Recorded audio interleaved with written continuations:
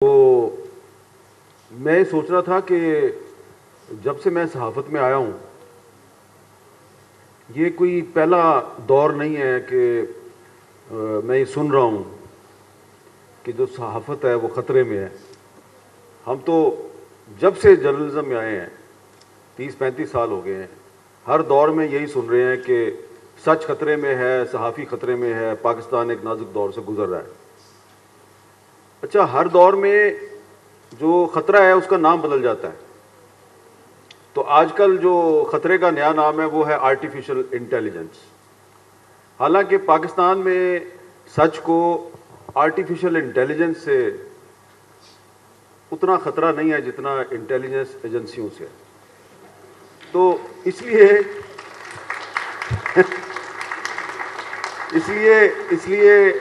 Artificial intelligence جو ہے اس کا ایک پازیٹیو آسپیکٹ بھی ہے اور ایک اس کا نیگیٹو آسپیکٹ بھی ہے. جو آپ نے ٹرم استعمال کی ڈیپ فیک, ابھی پچھلے مہینے کی بات ہے کہ یو اے ای میں ایک بہت بڑی انٹرنیشنل کانفرنس ہوئی ہے آرٹیفیشل انٹیلیجنس پہ, اور اتفاق سے میں نے بھی اس کانفرنس میں 3 دن تک صبح شام بہت سے سیشن اٹینڈ کیے, سمجھنے کی کوشش کی. تو جن لوگوں نے یہ جو ٹولز ایجاد کیے ہیں آرٹیفیشل انٹیلیجنس کے, وہی لوگ ہمیں وہاں پہ یہ بتا رہے تھے کہ how to counter deepfake. یعنی کہ دنیا میں اگر اس وقت آرٹیفیشل انٹیلیجنس جو ہے وہ اس کا بہت اس کی دھوم مچی ہوئی ہے اور آرٹیفیشل انٹیلیجنس کا غلط استعمال ہو رہا ہے, تو وہ کمپنیاں جو آرٹیفیشل انٹیلیجنس کو جنہوں نے انٹروڈیوس کیا اور اب اس کو پروموٹ کر رہی ہیں, وہی آپ کو یہ بھی بتا رہی ہیں کہ اس کو آپ نے کاؤنٹر کیسے کرنا ہے. تو اس میں اس کا جو ہے نا وہ کہتے ہیں جی ڈیٹیکٹ ٹیکنالوجی. انہوں نے کہا جی یہ ڈیٹیکٹ ٹیکنالوجی ہے اور اس کے لیے لیگل فریم ورک بنانے کی ضرورت ہے. تو ابھی تو پاکستان میں میرا خیال ہے کہ ہماری حکومت کو تو اس کا پتہ ہی نہیں ہے کہ یہ آرٹیفیشل انٹیلیجنس جو ہے یہ کس طریقے سے ریاست کو یا سوسائٹی کو نقصان پہنچا سکتی ہے. تو جس طرح میں آپ کو مثال دوں گا کہ جس طرح جب ٹیلی فون ایجاد ہوا تھا, تو ٹیلی فون ایجاد ہوا تو کچھ لوگوں نے اس پہ فتوے صادر کر دیے, کچھ لوگوں نے کہا اس کا بڑا اچھا, اس کے اچھے فوائد بھی ہیں.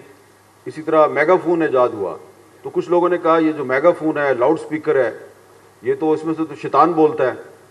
تو کچھ لوگوں نے اس کو پازیٹیو استعمال کیا, کچھ لوگوں نے اس کو نیگیٹو استعمال کیا. کچھ لوگ جو ہیں وہ میگا فون پہ کافر کافر کے نعرے لگاتے ہیں, کچھ لوگ میگا فون پہ حمد و نعت جو ہے وہ سناتے ہیں آپ کو. تو پازیٹیو نیگیٹو دونوں ہے. لیکن جو آرٹیفیشل انٹیلیجنس کی آپ بات کر رہے ہیں, تو میں یہ دیکھ رہا ہوں کہ فی الحال مجھے پاکستان میں اس کا صرف نیگیٹو استعمال نظر آ رہا ہے. کیونکہ جن لوگوں کی ایکسیس میں ہے آرٹیفیشل انٹیلیجنس, وہ کیا کر رہی ہے, وہ ان کا زیادہ تر ٹارگٹ جو ہے وہ عورت ہے, خاتون ہے.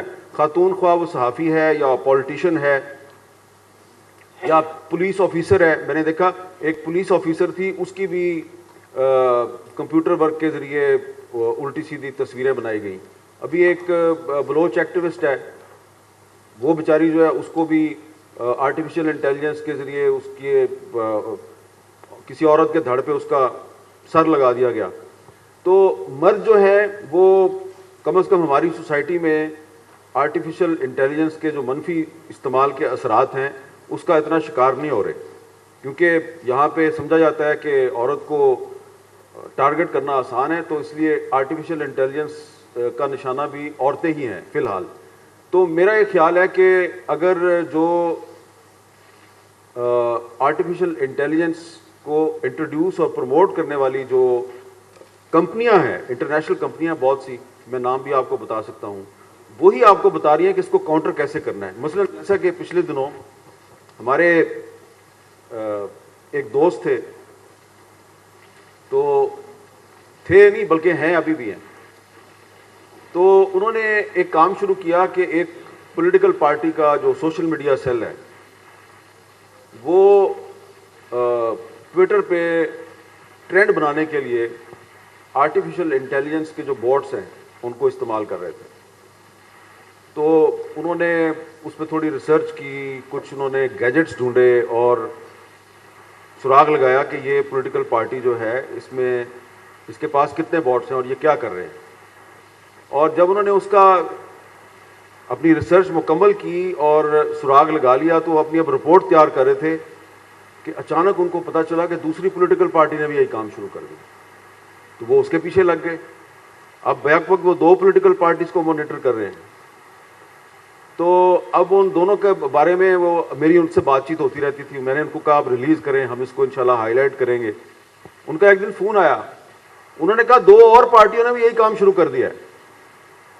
تو یہ جو ہمارے نوجوان ہیں جن کو ڈگری حاصل کرنے کے بعد نوکری نہیں ملتی, انہوں نے یہ ایک نیا کام ڈھونڈ لیا ہے کہ وہ تھوڑی سی اسکل پیدا کرتے ہیں. یہ آرٹیفیشل انٹیلیجنس کو سمجھتے ہیں تھوڑا, اور الیکشن قریب آ رہا ہے, پھر وہ مختلف پولیٹیکل پارٹیز کے جو امیر لوگ ہیں ان کے پاس جاتے ہیں اور ان کو بتاتے ہیں جی کہ یہ آپ کو اگر مشہور ہونا ہے یا اپنے جو مخالفین ہیں ان کو اگر آپ نے ٹارگٹ کرنا ہے تو اس کے لیے آپ کو ٹی وی چینلز یا اخبارات کی طرف جانے کی ضرورت نہیں ہے, ہم آپ کا کام کریں گے, یہ پیکج ہے ہمارا اور ہم یہ کام کر سکتے ہیں.